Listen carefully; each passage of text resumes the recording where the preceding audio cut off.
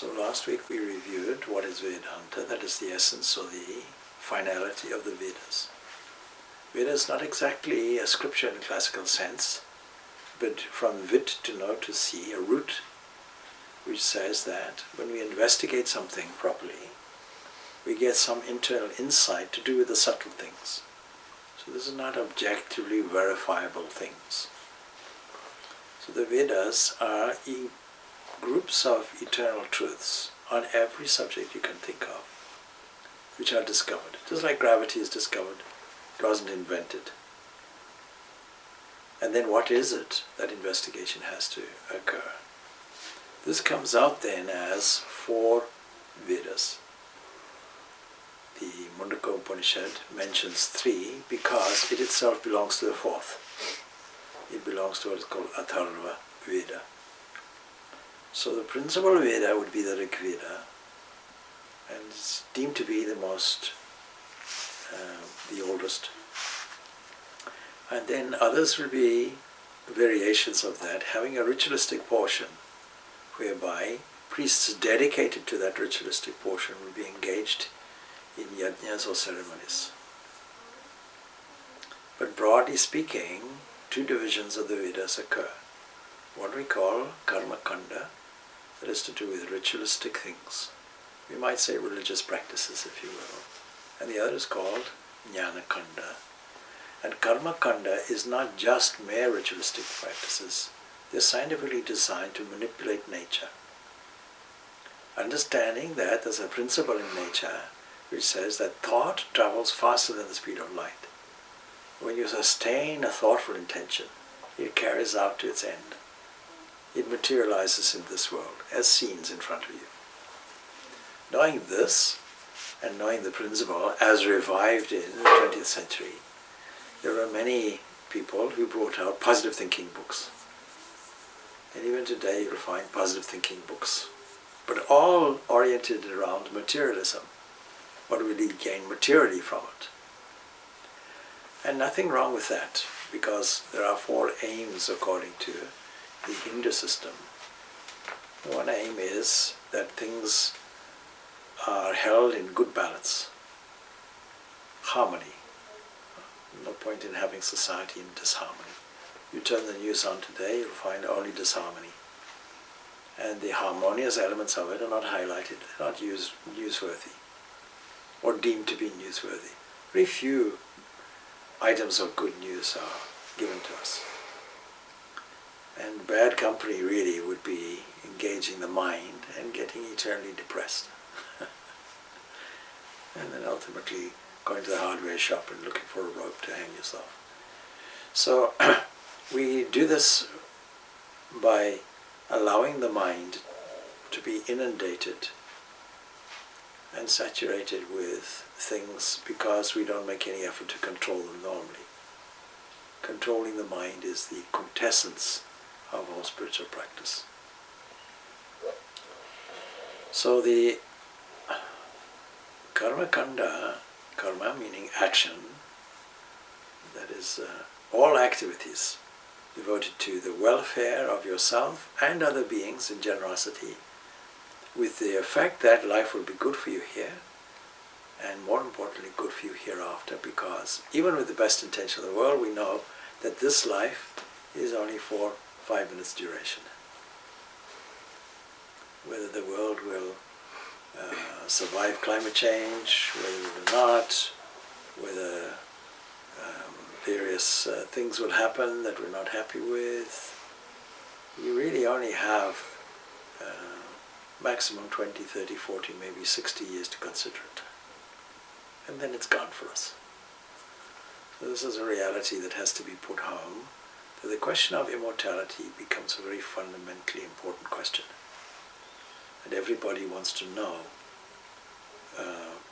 is there something by way of which we go beyond this life? Not just a mere wish to do it, but is there something that can verify our internal instinct that says things will not end? There's nobody here who can imagine their own death.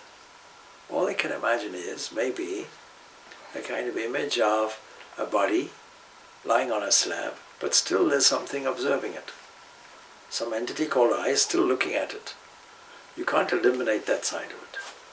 So the seer will always be there and will always be unseen. And so to investigate that, will that lead us to a practical effect of immortality?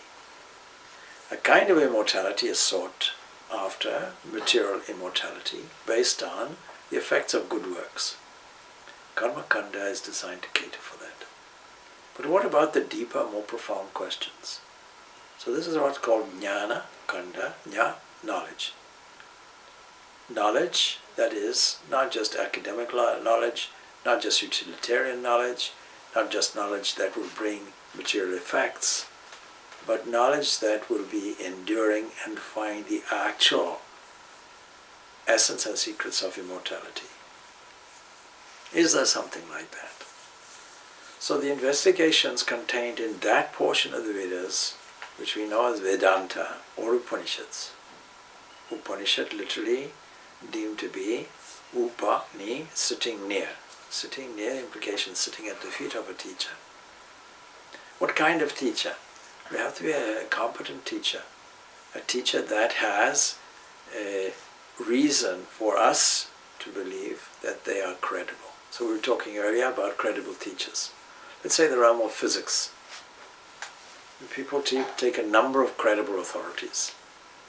You won't get into a taxi in Dublin and then you know the taxi driver is full of knowledge. They will give you, if you want any solution to any problem, politically, locally, domestically, you'll get it from the taxi driver. The whole Irish opinion will be encapsulated in a taxi driver's dialogue with you.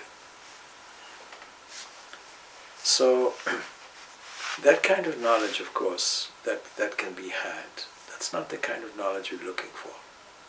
We're looking for something that is incredibly subtle, that is not necessarily objective. In fact, that is entirely subjective. Something being seen, we need to understand what is this here.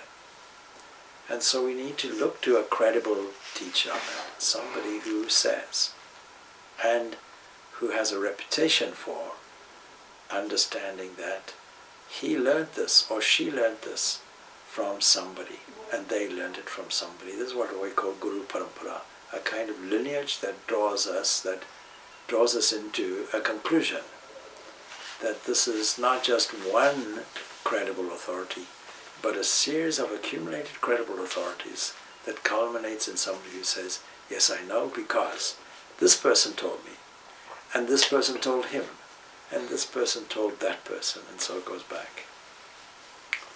So last week we commenced the study of the Mundaka Upanishad. Mundaka meaning to shave off, indicating that the primary method for understanding this truth will be what's called renunciation. And we highlighted this Upanishad because it gives us an understanding of an essence of something. In order to understand something, we don't have to go into every detail. Supposing we want to understand what is the nature, botanical nature of a certain type of flower, we don't have to take all the flowers, all the daffodils, and analyze each and every one. We can take one is enough, and then what we learn, we apply that generally to all daffodils. You get the idea. So, right now, there is a certain penchant in modern science to look at every detail, to see if we can get to the smallest part, smallest components, which some people may say is a bit like trying to understand how a car can be understood by looking at one part of it. Let's say a spark plug. By looking at a spark plug, will we understand the car? And the answer is no. We'll only understand the spark plug. To understand the car, we have to take the whole thing in totality. And so how do we take the whole total thing? Not by looking at the various parts, but by trying to get the most general understanding of it, the most subtle understanding of it, the most enduring understanding of it, the most substantial understanding of it, so that when we understand and know the substance of it, you know everything. And so last time we gave the example of gold and a ring, a pot and clay. When you understand gold, you understand everything made from gold. When you understand clay, you understand everything made from clay.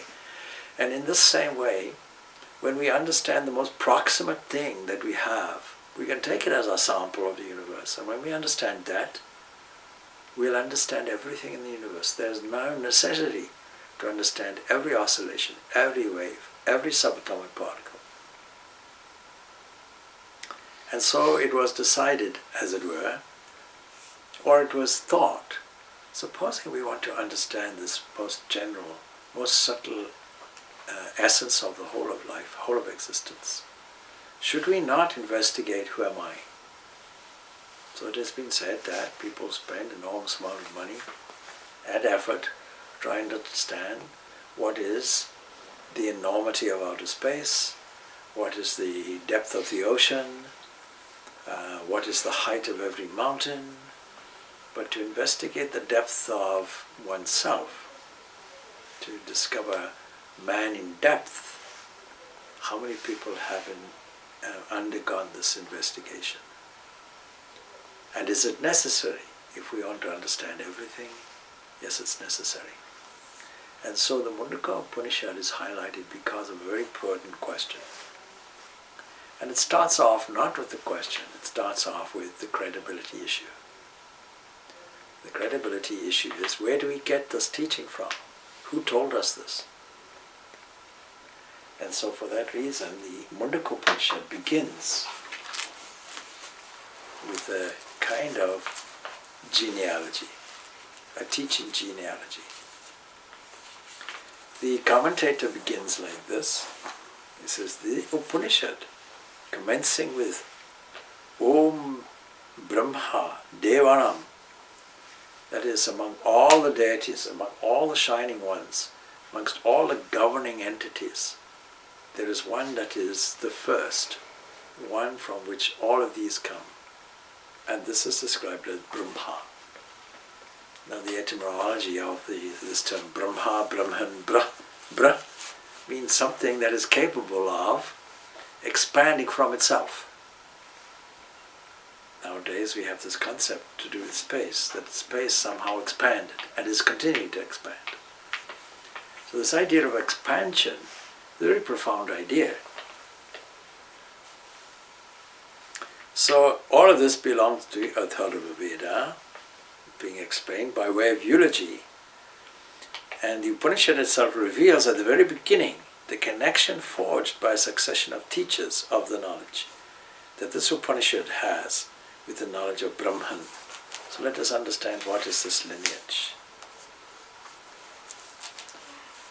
So we can take a reading and we can read that.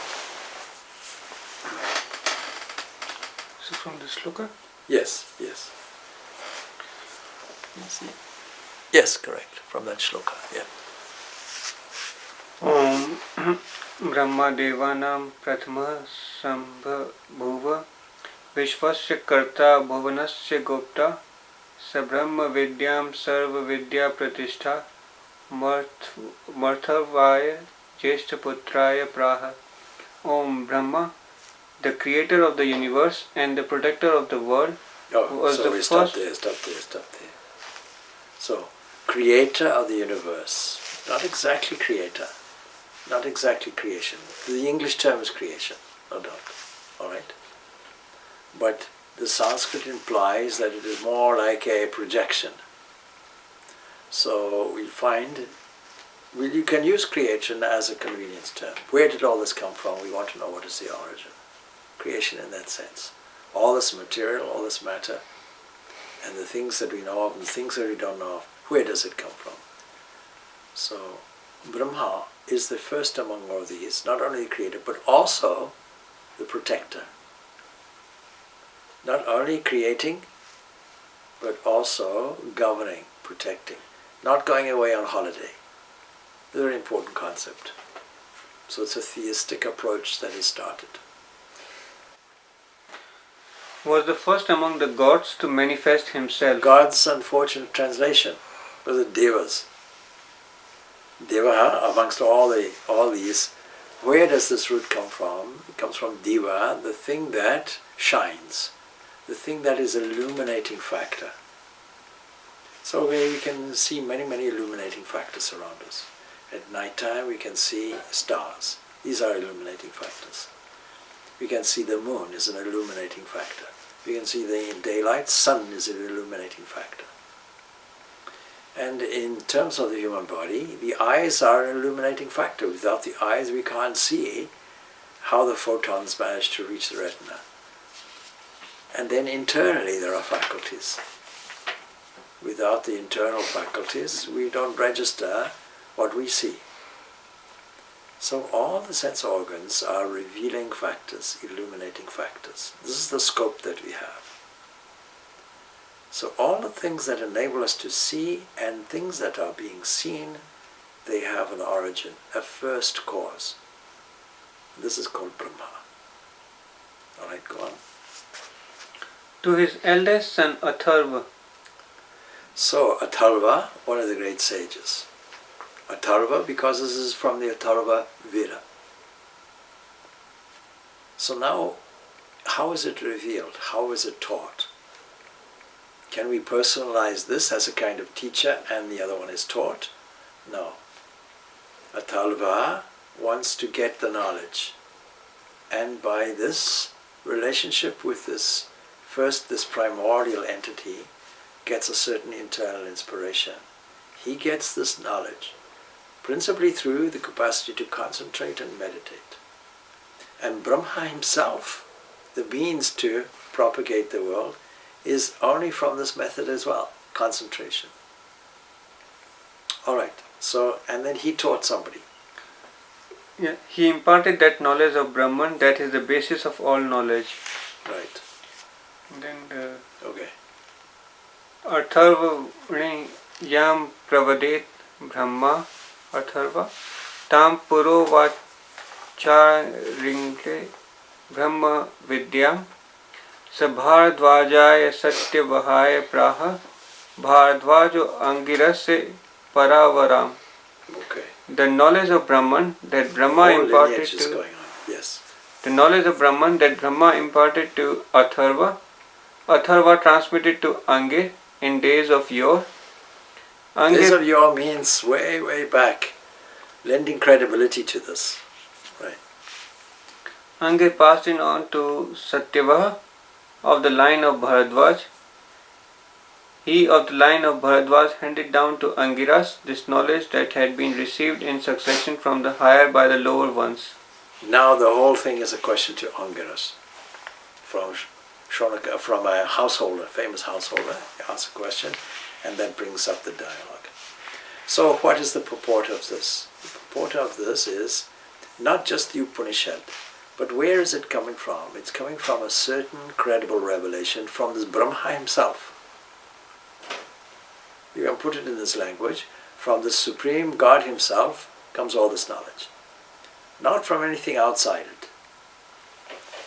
And then by a succession of teachers, teacher to student, from well-known days of yore, well-known rishis. These are not haphazardly mentioned. These are well-known rishis. We establish this credibility. Now there's a great emphasis in the Vedanta philosophy, Buddhism, Jainism, also on Sikhism, of Guru. The one that brings us from the unreal to the real, from the darkness to light, and so on. So this entity that brings us this, is it anybody who claims to be a guru? No. The first question is, can you please tell me what is your parampara? What is your lineage? Is it credible? And then the competent teacher teaching by remote control is not mentioned here. That's not the purport of Upanishad. Upanishad by its very nature is sitting at the feet of, not listening to a remote teacher who you have no connection with or no understanding or knowledge of. Sometimes you ask somebody, so who is your guru? And they might mention somebody who's long deceased. Or they might mention somebody who's living, but they've never met. It's just that they're following their teachings in some way or another. this is not really what is meant by Guru. So it's important up front to establish that. Where did we get this knowledge? And then in asking a question, where is your competency and your credibility to have this question answered? Establishing that, I'm coming with you in a traditional way with fuel in my hand. Fuel in my hand symbolizing, can you please light this knowledge within me? All right, go on. We can read some of the commentary. Okay. Yam Brahma Vidyam, that knowledge of Brahman which Brahma Pravadet said, Atharven to Atharva, Tam, that very knowledge received from Brahma, Atharva, Pura, in days of yore, Uvacha, said, Angira, to one named Angir, and Saha, he, Angir Praha, said, Satya Vahaya Bharadwaja, to one named Satyavaha of the line of Bharadwaj. Bharadwaja, he is of the line of Bharadwaj, imparted Angirase to Angiras, who was either his son or disciple. Paravaram, the knowledge that had been received from the higher Para by the lower Avara in succession, or it is so called because it permeates all things that come within the scope of the higher Para or lower Avara knowledge. He imparted to Angiras this knowledge that had been received from the higher by the lower in succession, the verb imparted being understood. So already there's an anticipation of the very question, or the very answer to the question that is significant in this Upanishad. We can anticipate it a little bit. What is that by knowing which we can know everything is the important crux of the question. And then that leads to discussion of what is higher, what is lower knowledge. So this is being imparted. That's the purport of it. Alright, go on to the next stanza. Shonako Havei Mahashalo Angirasam Vidivad Upasanam Paprascha Kasminu Bhagavo Vigyate Sarvamidam Vigyatam Bhavatiti. That is the critical question. Kasmin no bhavo vidyate. What is that by knowing which we can know everything? Alright, go on. Shonak, well known as a great householder, As a great householder, had a reputation then for good works, good deeds, good citizenship, and so on. Well known in this way. Alright. having approached Angiras duly, asked, O adorable sir. Duly means in a proper way, with faggots in hand. Alright. O adorable sir, which is that thing which having been known, all this becomes known? There's an assumption in the question that we have just discussed, that do we have to examine every single part of existence to know what is existence? Or is there something by knowing which we can know everything? So at the molecular level, all chemistry is known. At the subatomic level, all physics is known. And goes even deeper. Not so long ago, the atom was the smallest thing. Then that got blasted, then we had radiation. Now we can investigate it in greater detail and say, we're down to some quantum fields. So once we know that, if we know that, we can know everything there is to know. What is the highest generalization? Today, the royal science of sciences is physics. And physics is endeavoring to know the theory of everything that will reconcile every aspect of this modern physics that we know of, without any disagreement. Reconciling two poles, the quantum pole at one end and the general relativity pole at the other. Something called theory of quantum gravity is necessary. So understanding only one thing from which we can know everything, all neatly tied up. And so it is seen that the soul of existence has three aspects to it. Two relate to a component aspect, that is, things which have an individual identity that can be identified in space. This is called nama. And then Rupa, the form of it, the occupant of the space. And then of course we can say the function of Kriya, which indicates that there is a movement in a time framework.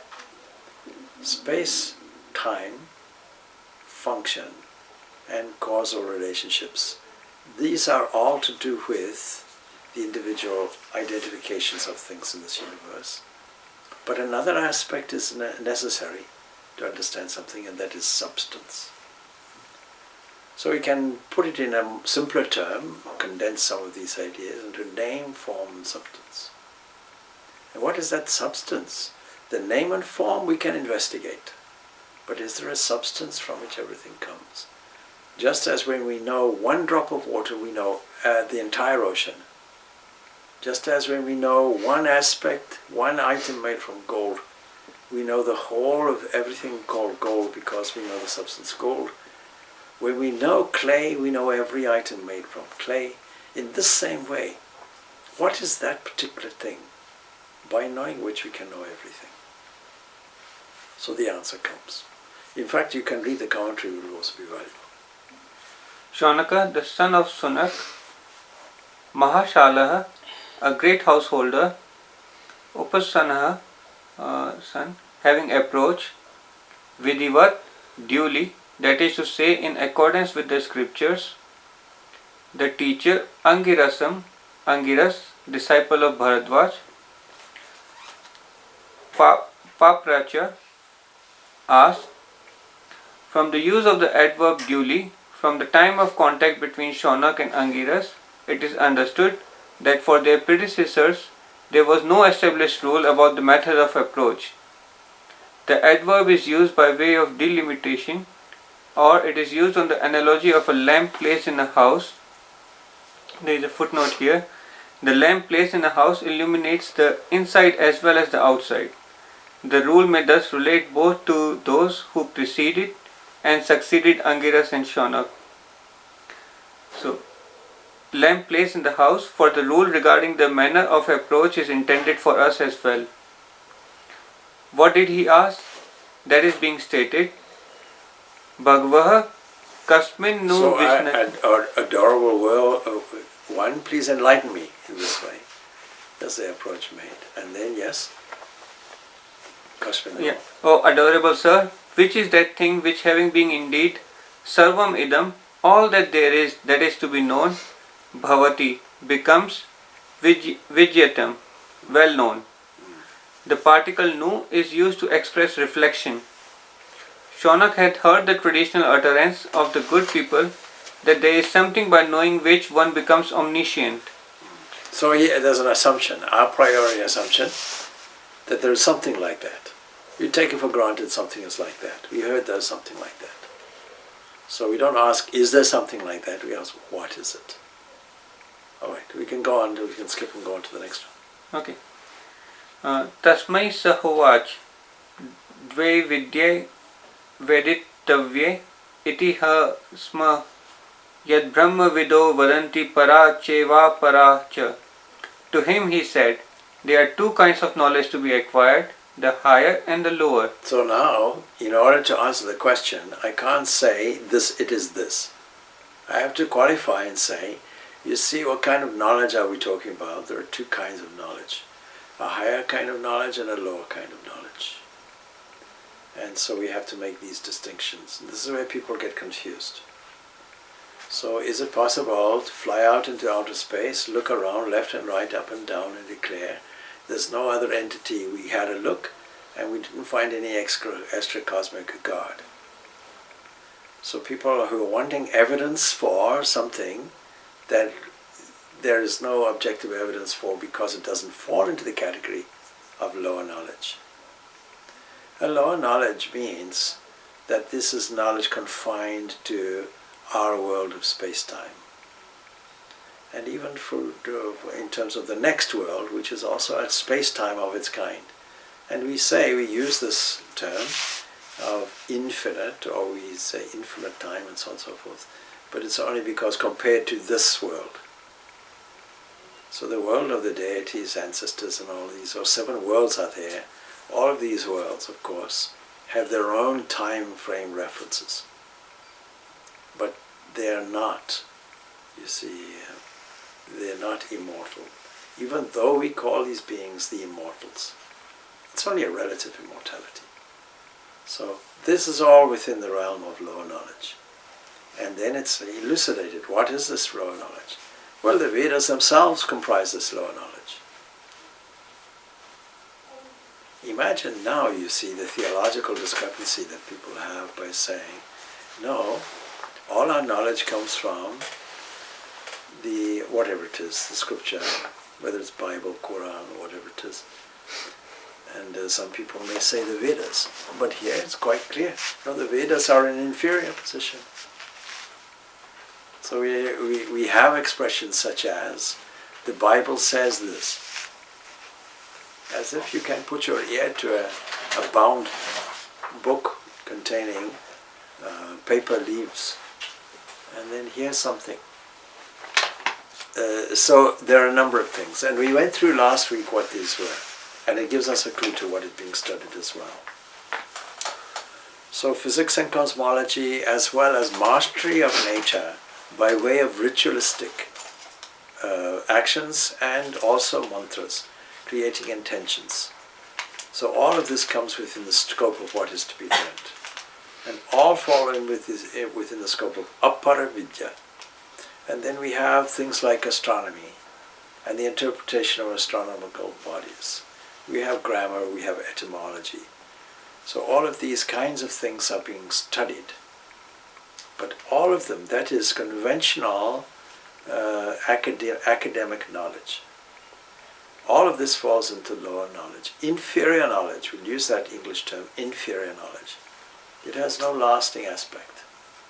We have no reason to be proud of academic acumen and knowledge. Oh, I have a PhD in this. Oh, you have a foot? Okay, very good. It is merely that. But does it really address the fundamental higher issues, deeper issues, the issues that will lead to this whole question of immortality? And this overall knowledge by which we'll know everything. You put in theistic language, Jesus said, seek ye first the kingdom of heaven, other things will be added unto thee. So you can be completely illiterate in an academic sense. It's very useful to be literate, but you can be completely illiterate in this way. And we have examples of this. I don't know if Jesus was literate. Supposing he was in the carpentry business or the building trade and so on, chances are his work would have been manual labor. And then all his followers were fishermen, and they certainly were not educated. They are completely illiterate, couldn't read, couldn't write. The nearest follower he had of evidence of literacy would have been Matthew the tax collector. And then he would have been, had to be mathematically astute, at least in the accountancy practice. So otherwise illiterate. But did that bar a person from this higher knowledge? No. Ramakrishna was completely illiterate in this sense, and eschewing the literacy, even though he is entitled to study and be literate, he eschewed it. And he eschewed every form of calculation, preferring to access this deeper knowledge, not the mere breadwinning education in his language. So these are some thoughts on it. All right. This is what, as tradition runs, the knowers of the import of the Vedas say. Tasmai, to him, to Shonak, Sa I Angiras Uvacha, did say. What did he say? That is being stated. Dve Vidye Veditavye, two kinds of knowledge are to be acquired. Iti, this is Hasma, as the tradition goes. Yet, what? Brahma Vidya, the knowers of the import of the Vedas, those who have realized the supreme truth. Vadanti, say. Which are the two that is being said? Paracha, the higher, the knowledge of the supreme self. Aparacha, and the lower, the knowledge of virtue and vice and their means and ends. So that the commentator himself says it, that the higher knowledge is the knowledge of the self. sometimes this becomes confusing. It was only after a while I realized that an attendee at our classes didn't understand this phrase, this knowledge of the self.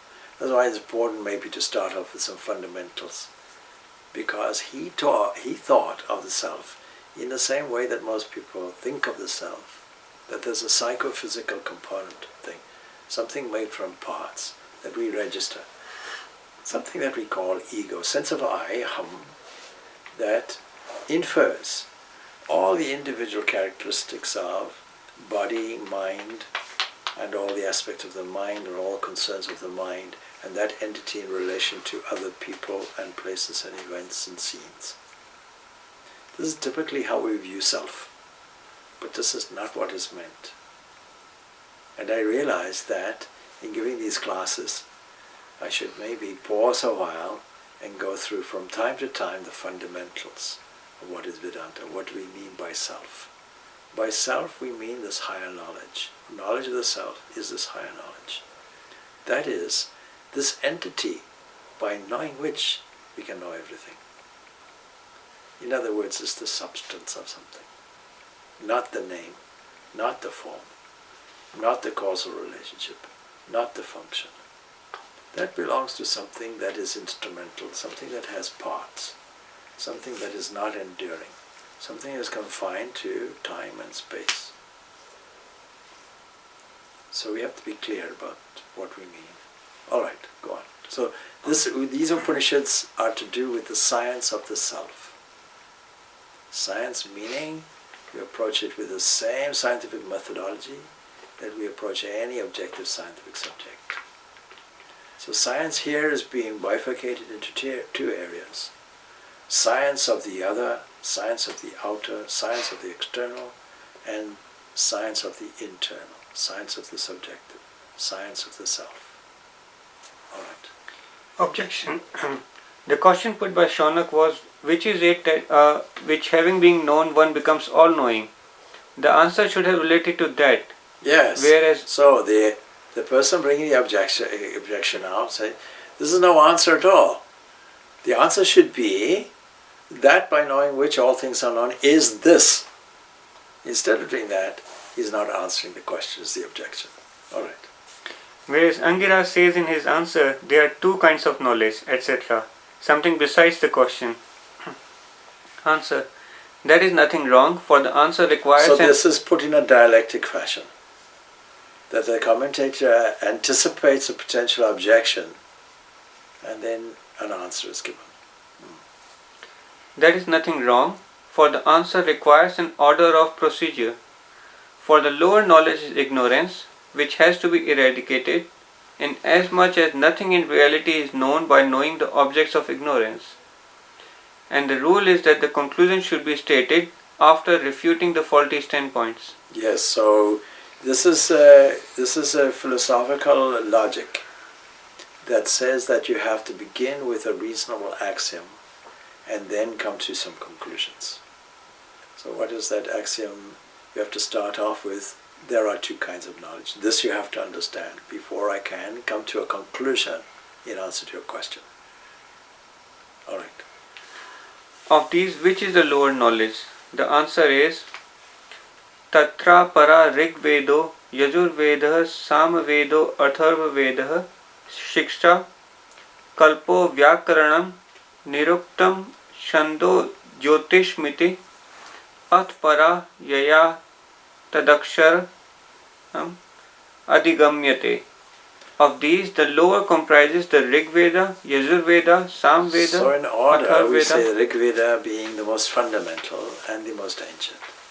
Yajur Veda is there because you have to apply that to certain sacrificial understandings and therefore contains mantras to do that, orientated toward that. Samaveda means we have to chant these in a musical way. All of these are ritualistic ideas. Yeah. All right, and then Atharva Veda would be to do with spells and so on. The science of pronunciation, etc., the code of rituals, grammar, etymology, meter, and astrology. Astrology is really astronomy, and then how it gets applied in practice. It may not be exactly a fair translation to us to say astrology, because in order to do that you have to understand where these astronomical entities are located. And so that was very important. But here you get a whole idea of what was studied in these days. And it comprises everything. I can't think of anything it does not cover in modern day, because even the Vedas would have covered the sociological aspect as well. But broadly speaking, we have science in the normal way it's understood, because cosmology and physics was also contained in the Vedas. And then, how do you construct the ritualistic aspect? You have to have an understanding of mathematics and geometry. You think Pythagoras' theorem comes from the Greeks? No. It was well known before that, to construct an altar itself. These geometric dimensions had to be known.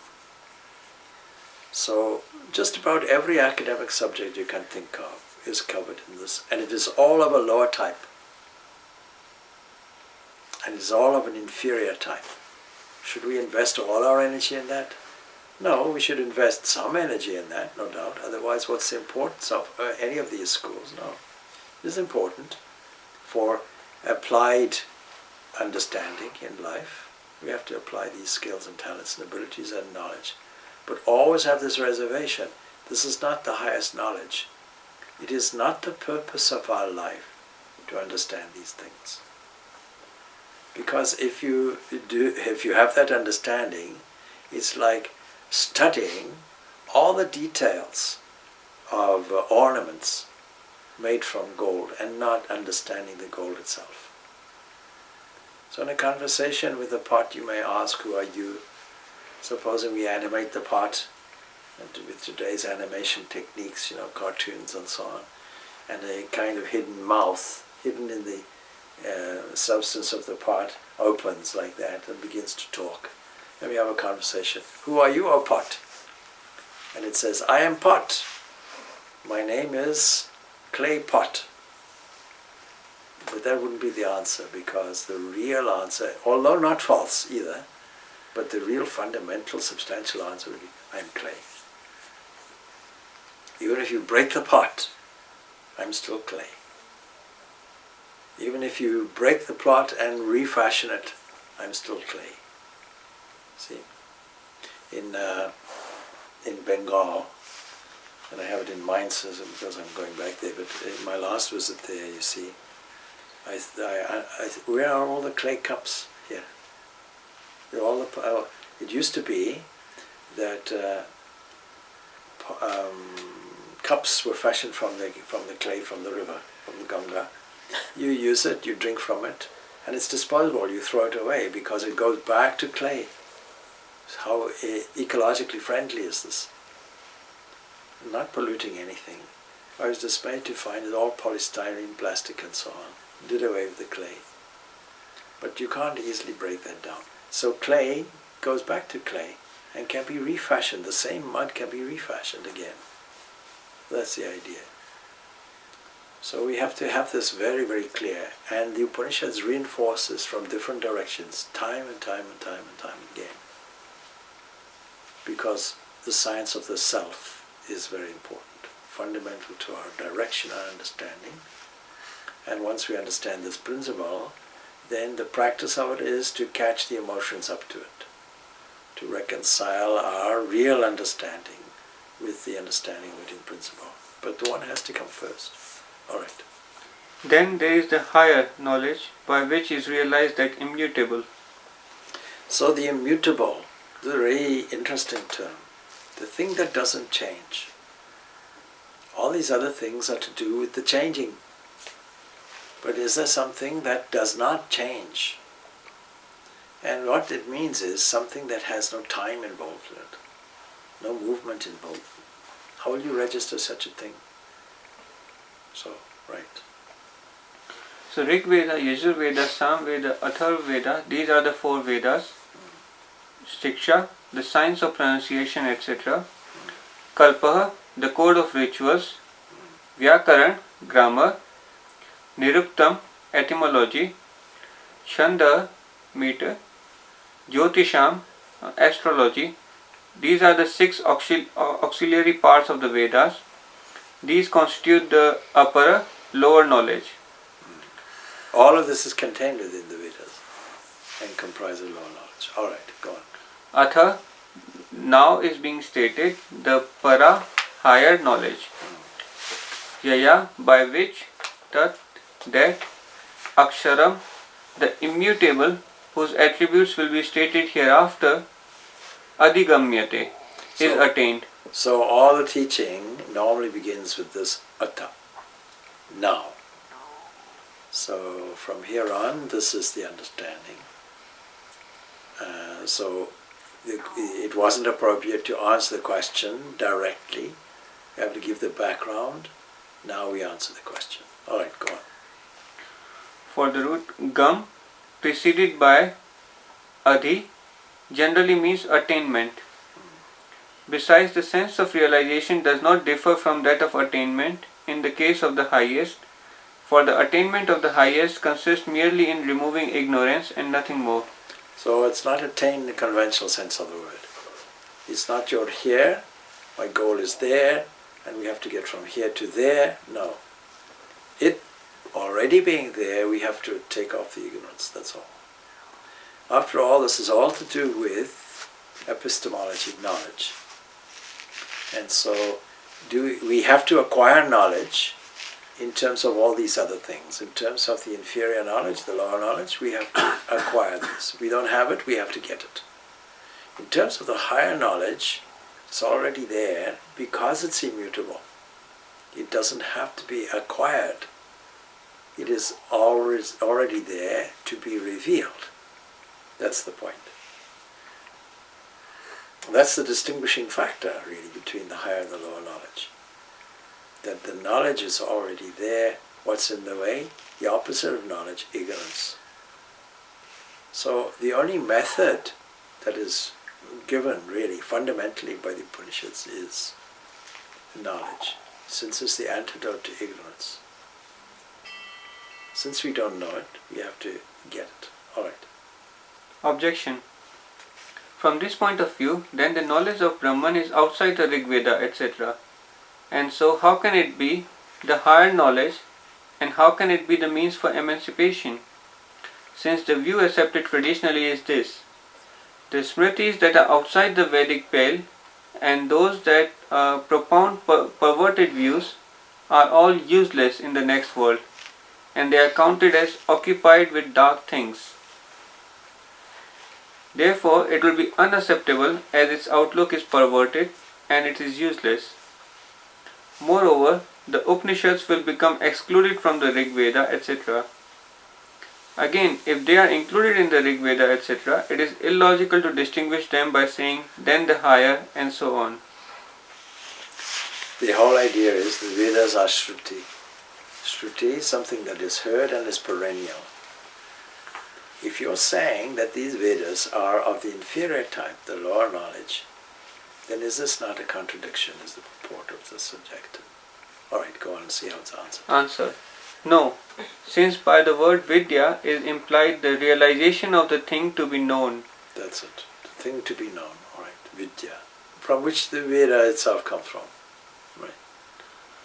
What is primarily meant in this context by the term higher knowledge is that knowledge of the immutable that is imparted only by the Upanishads, considered as revealed knowledge, and not merely the assemblage of words found in the book called Upanishads. So now here we have the opening understanding that we began with last week. What is Vedanta? Upanishads. Upanishads are described as Vedanta. What is the Vedanta? It is the end of this knowledge. In other words, phrase like this, the higher knowledge. This is contained in the Upanishad part of the Vedas, but not as a text or a book, but as a realization of it. So even these Upanishads are lower knowledge. But when they indicate through practice what is the actuality of it, this is the higher knowledge. They're distinguishing the instrumentality of something and the subjective nature of something. Upanishad is just a piece of literature or book or something that is heard. Fine. These are the principles. The principles are not the actuality. You get the idea. Alright, so the actual realization is the higher knowledge. Okay. But by the word Veda, the meaning implied everywhere is the assemblage of words. The knowledge of Brahman is distinctively mentioned, and it is called the higher knowledge, since even after the mastery of the assemblage of words, the realization of the immutable is not possible without some other effort consisting in approaching the teacher and so on, as well as detachment. So, it's not the scripture alone. Teacher is necessary. Not just any teacher, competent teacher, and we've discussed all that. Not only that, but your own effort has to be put in. The practice of it has to be done. And with that practice, the realization. What does practice consist of? It consists of detachment. Actually, it consists of discrimination and detachment. Here put under one heading. So this practice has to go on. And what will the practice yield? It will be an uncovering. Just as when clouds move on, the moon is uncovered. We didn't have to acquire the moon, or possess it, or put it in our pocket. Just as when the smoke from a fire moves on, fire itself is seen. And we can now use examples from Bhagavad Gita. See, the fetus is hidden within the womb. See, so something is hidden. When that entity, when that thing that is responsible for obscuring the vision is removed, the vision, then we see the thing as it actually is. This is what is meant. Unlike what happens with regard to the subject matter of injunctions, where there are to be found certain acts like the Agnihotra, sacrifice, to be performed subsequent to the understanding of the text through a combination of numerous accessories, to wit, the agent, etc., there does not remain anything to be performed here within the domain of the higher knowledge. That's it. So what shall we do? With the lower knowledge we have to do some things. If we want to find out how to control nature, we have to master the geometry, as I mentioned, of constructing an altar. We have to get the assembled necessary ingredients. We have to then make sure that we have the correct mantras, and then the correct mudras and ritualistic recommended methods in order to yield a result. But in terms of higher knowledge, none of this is necessary. Simply the removal of ignorance is necessary. All right. But all actions cease simultaneously with the comprehension of the meaning of the sentences, inasmuch as nothing remains to be done apart from continuance in the mere knowledge revealed by the words. Once known, it continues, and it makes you exempt from all other actions that are designed to create a result or an effect. Because you have everything.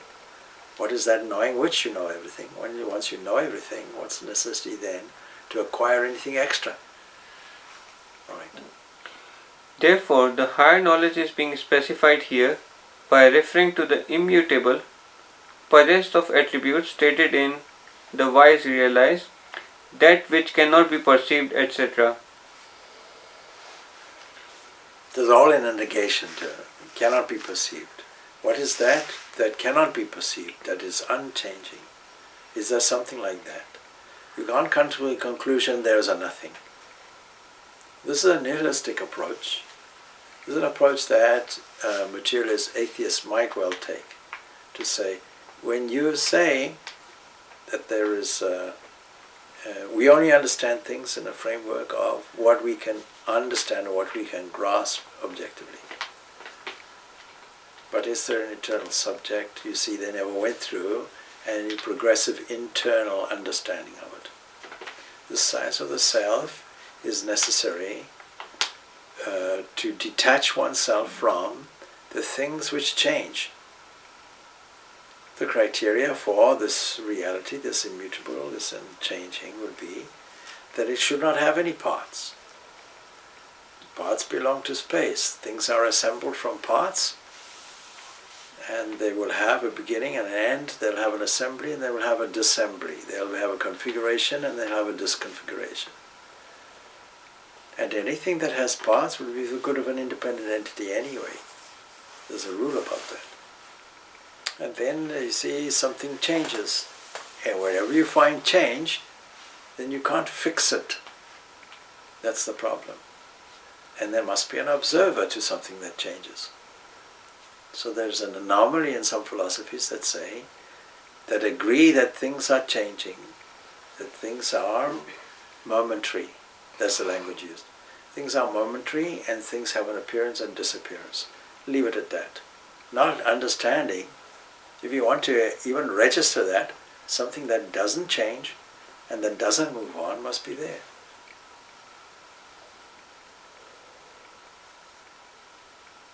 Whatever declaration you make, the question that was always there outstanding, who knows it? Supposing an atheist says, I don't believe in God, is that fine? Who knows it? Who says it? Who opines about it? All right. Yattad dveshyam agrahagra Gotram varnam vachakshu shrotram tadaparni padam nityam vibhum sarvagatam susuksham tadvyayam yadbha tayoni paripashyanti dhira. I know you because I have eyes to see you. I hear things. There's a basis for determining their existence. And whatever I see has eyes also, ears also. So this is all to do with the objective world. But is this what we are talking about? Go on. By the higher knowledge, the wise realize everywhere that which cannot be perceived and grasped. It can't be perceived and it can't be grasped. You can't put God in and say, let me determine, is he acid or alkaline, put him in a test tube. No. All right. Which is without source, features, Without eyes source. and ears. You can't say, where did it come from? They're always there, eternally there, because no time is registered to it. There's change in it. Okay? So which is without source, features, eyes and ears, which has neither hands nor feet, which is eternal, multiform, all-pervasive, extremely subtle and undiminishing, and which is the source of all. I'm not saying what it is, I'm saying what it's not. We register things in terms of all these things, all these attributes and all these appendages. But there's an entity that has no eyes, no ears, no hands, even no mind. Not mentioned here, but in the Upanishad, no mind also. So none of these things that we're familiar with. You can't perceive it with the eyes. Anything that is perceived or has eyes or ears, it comes within the realm of the lower knowledge. All right. So when you say cosmic mind, you don't refer to this mind? No, not at all.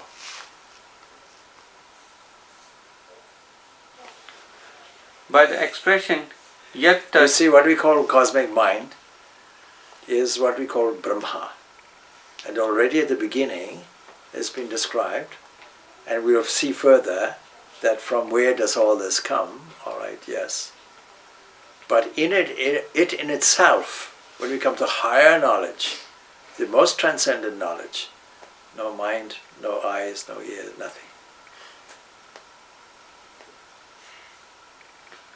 By the expression yet that which is called up to memory something as a realized entity that is still to be explained. They realize that which is adreshyam should rather be adrishyam, not visible or not perceptible. That is beyond the range of all the organs of knowledge. For the power of perception, as directed outwards, has the five senses as its gates. Agraham, beyond one's grasp, that is, beyond the range of the organs of action. So two sets of organs being there. One, the organs of information, where we get an understanding of our environment, eyes, ears, etc. And then the grasping organs, the organs of reaction. Having got this information, how will we respond to our environment? So there are 5 organs like that. 5 organs of information, 5 organs that receive, and 5 organs that express. So 10 organs are there. Agotram. Gotra is synonymous with connection or root. So agotram means unconnected, for it has no root with which it can get connected. So you use it in the context of family. See? But so that's why it's used in that context, because no root actually. No root, no cause. Nothing originated it. Self-sustaining, self-illuminating, that kind of thing is there, right? Varnaha, features, are those that can be described. They are qualities of a thing, such as grossness, etc., or whiteness, etc. That immutable which is devoid of varna is the avarnam, featureless. Achakshu strotram, the chakshu, eye, and the strotram, ear, are the organs in all beings for perceiving forms and names. That in which these two do not exist is achakshu strotram, without eye and ear. Okay, so we close that off now because we leave it there. All of this then is telling us something that we cannot grasp. How do we now put this within our range and get and acquire this? And the very end of this Mundaka Upanishad gives us a telling story about 2 birds on a tree. And so it tells us that an expressive aspect of this transcendent entity is one of compassion. Don't forget, we began by a creation and a protecting and sustaining, permeating aspect of this. And it's by relating to this that we close up the principle with the reality of our realization. So that there must be some method to connect these two. So we can't leave this off, even though, for practical purpose, we have to leave this off. Because if you say, well, if it's not graspable, if there's beyond scope of perception, then how do we get this? How do we get this higher knowledge? And so there has to be a practice to do with it. But we've begun the principles of the practice by saying, by putting things in a negative term, so that we have the possibility of negating what it is not. But by negating what it is not, we also have to have a penetrating vision to say what it is. We have some positive thing, it's immutable. Anything that changes, it's not that. Still we're into a negation. So we have to express what it is. So this last story tells us about a bird that is radiant and shining. It gives us a positive aspect of this, not a negation of it. And it tells us also, further down, that everything really is this. Because what we view in terms of the expression and what this world is nothing more than a kind of cosmic person that does contain a cosmic mind also, yes. And so we should employ the system of worship, adoration, worship, primarily cleaning the mind, cleansing the mind, clarifying the mind. And the whole idea of understanding what is the lower knowledge and the higher knowledge is to inspire us toward the removal of our ignorance through steady and dedicated practice. And we know that there are 4 kinds of methods of this. We call these yogas. We have to bring this in. And but it begins with understanding this principle. So the very method is summarized in the title of this Upanishad, which is Mundaka. that renunciation is key. We'll explore that. So we'll finish off there. Om Shanti, Shanti, Shanti. Peace, peace, peace be on